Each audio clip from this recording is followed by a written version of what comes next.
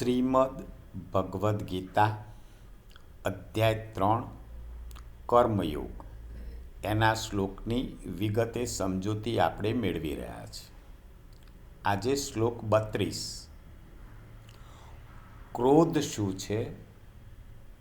ઈર્ષ્યા શું છે? ઈર્ષ્યાનું પરિણામ શું આવે? શ્લોક 32ના માધ્યમથી આ સમજીએ.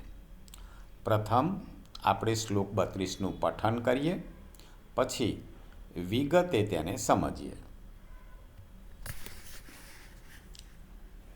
એત્વેતદભ્યસૂયન્તો નાનુતિષ્ઠન્તિ મે મતં સર્વજ્ઞાનવિમૂઢાસ્તાન વિદ્ધિ નષ્ટાન ચેતસઃ. અર્થાત જે મનુષ્ય મારા આ મતમાં દોષ દ્રષ્ટિ કરતા રહીને તેનું અનુષ્ઠાન નથી કરતા, તે સઘળા જ્ઞાનનો મોહિત અને અવિવેકી મનુષ્યને નષ્ટ થયેલા જ સમજો. અગાઉ 30-31 શ્લોકમાં ભગવાને કહ્યું કે કોઈ પણ કાર્ય કરો તો મને અર્પણ કરીને કરો.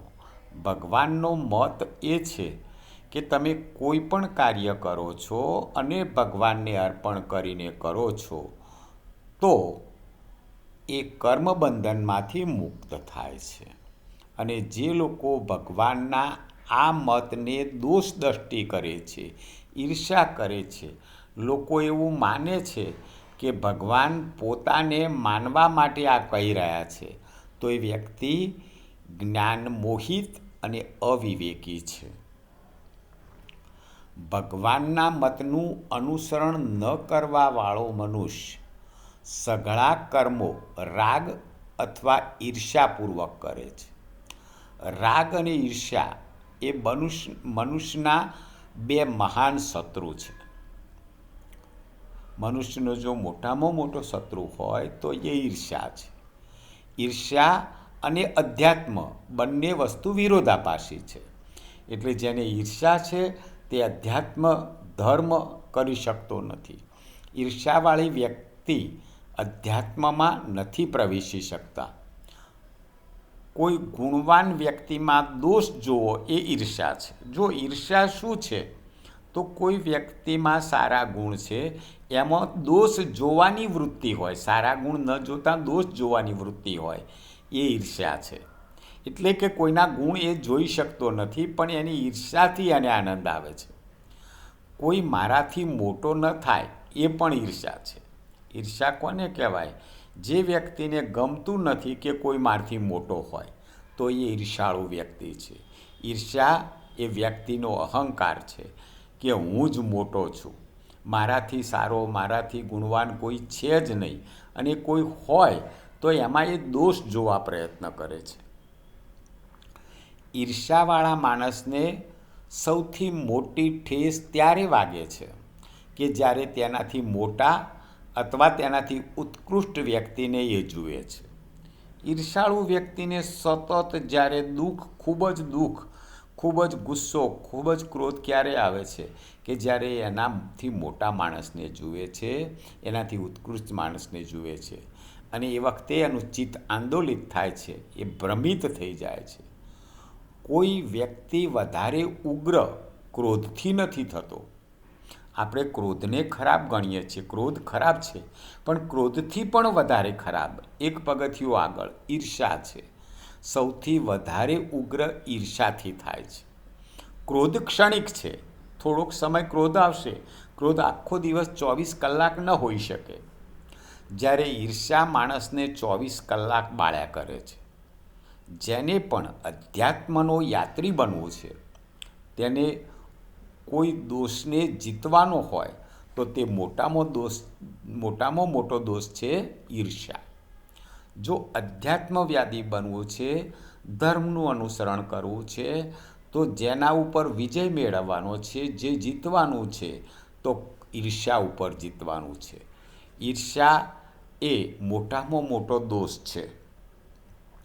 જે વ્યક્તિમાં અહંકાર છે એ વ્યક્તિ કોઈની નિંદા થતી હોય તો રસપૂર્વક સાંભળે છે, કારણ કે એને બીજાના ગુણ ગમતા નથી.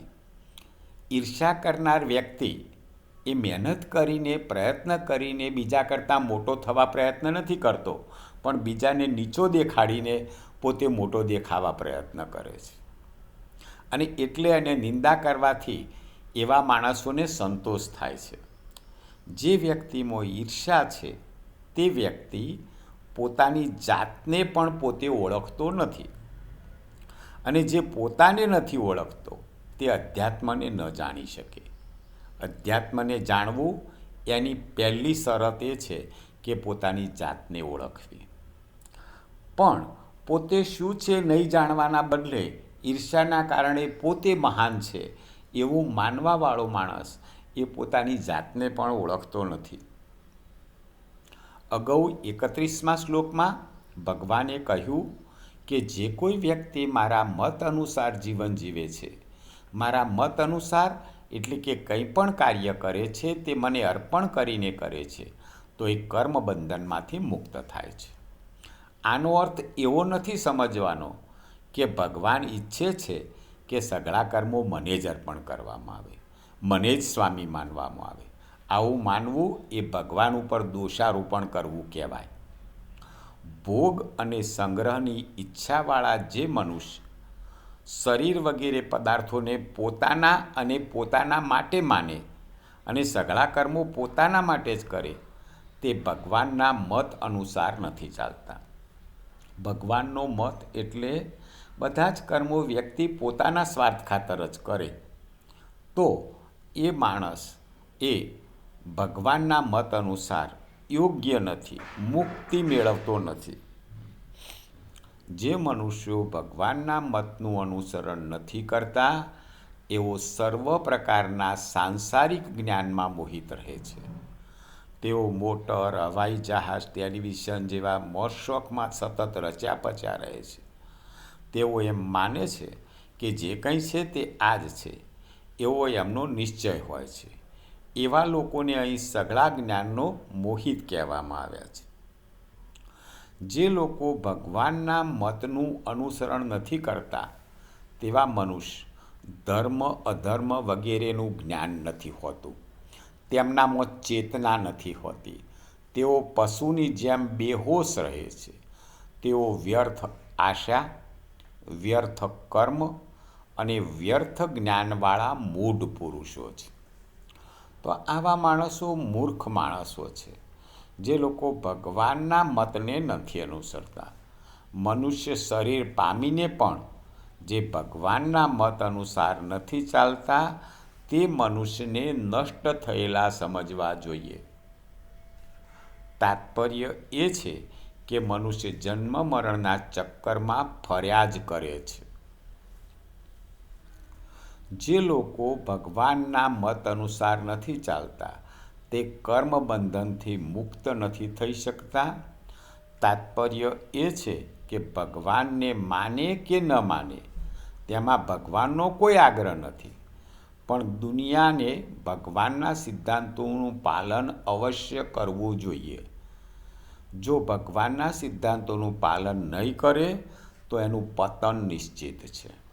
તો અહીં 32મા શ્લોકમાંથી આપણને એ શીખ મળે છે કે ક્રોધ ન કરવો, ઈર્ષા ન કરવી, ભગવાનના મત અનુસાર ચાલવું, કોઈ પણ કાર્ય માત્ર ને માત્ર મારા જ માટે ન કરવું, અને કોઈ પણ કાર્ય કરો તો ભગવાનને અર્પણ કરીને કરો, તો કર્મ બંધનમાંથી મુક્તિ મળે છે. જય શ્રી કૃષ્ણ. આપે આ ચેનલ સબસ્ક્રાઈબ ના કરી હોય તો spiritual motivational by Haresh Joshi subscribe કરો. જય શ્રી કૃષ્ણ.